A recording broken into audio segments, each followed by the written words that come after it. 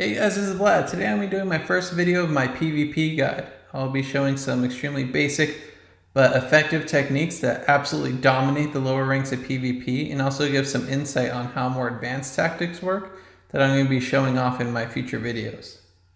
Today I'm going to be going over tap bait and vanish pausing, which are two extremely important tactics that are kind of the basis for all advanced techniques and will absolutely help you dominate the lower ranks and get you to at least battle rank 35 or beyond. So most people who are just getting into PvP coming over from story mode will just kind of spam side swipes, because that's a really good way to play against the computer. They'll just keep swiping, waiting for you to attack, and as soon as you attack, they'll vanish and counter you right away. This is actually how most people play below like battle rank 30 or so. So there's a very easy and very effective way to beat it, which is the tap blast bait, which I'll be showing right here. So when someone else is just swiping, not doing anything but waiting for you to attack, what you do is you do a single tap blast followed by a side swipe to vanish the counterattack. And this will absolutely wreck these kinds of players. Once they've already vanished and you counter vanish them, they can't do anything during the attack animation. They're just going to be stuck there, and then you can do any attack you want and can switch to type advantage for the next hit. They are at your mercy. So the next tactic and concept I want to introduce is the vanish pause. So more advanced players, after they vanish you, they know that most people are just waiting for them to attack back so they can get counter vanish. So what a good player will do is they'll actually just stand there and wait for you to sideswipe first.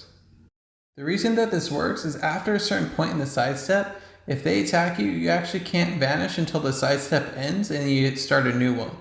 So they'll just wait for that point and hope that you panic swipe, so that way they can attack you when you are unable to vanish.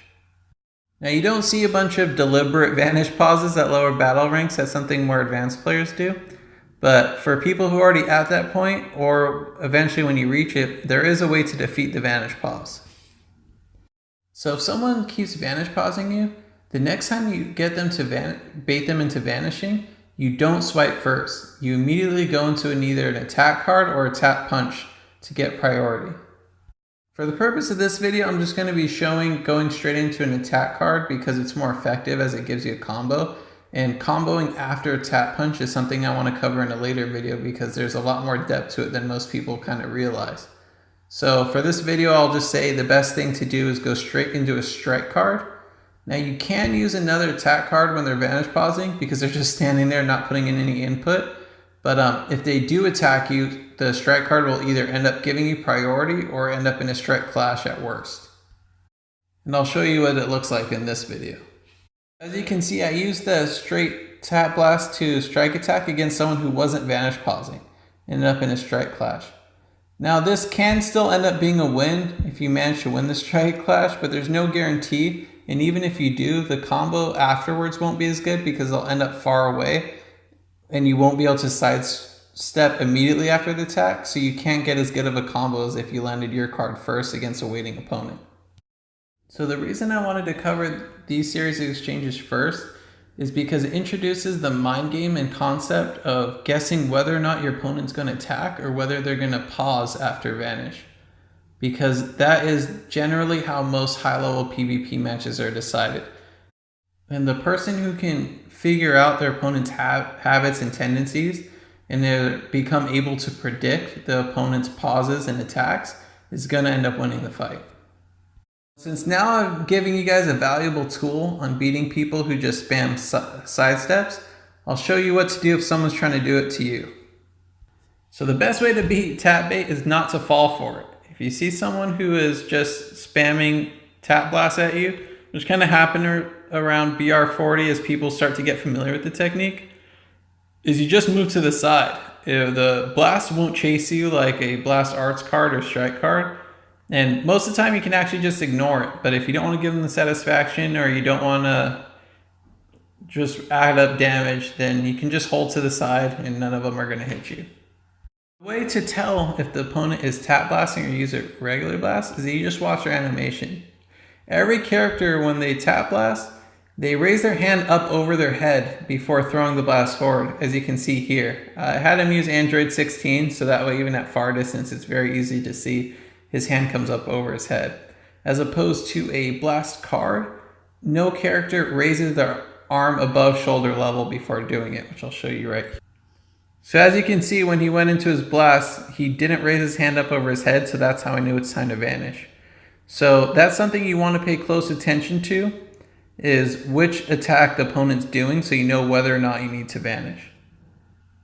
And that's why I said that the tap blast actually sets up more advanced techniques, because it forces the opponent to hesitate to watch your animations and see whether or not they need to vanish or whether it's just a tap blast and a false alarm. So all other techniques like a key cancel or strike bait actually build up off tap blast, because it makes sure your opponent doesn't vanish too fast for you to react.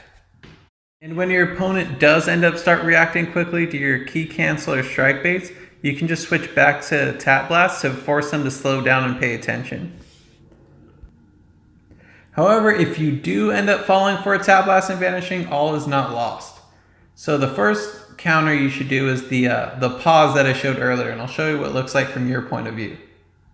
So as you can see, I fell for the tap blast, but I didn't attack right away. I just waited for his sidestep and attacked him after he passed about halfway into his step, which is at that point he is unable to vanish again, so I can get a free hit.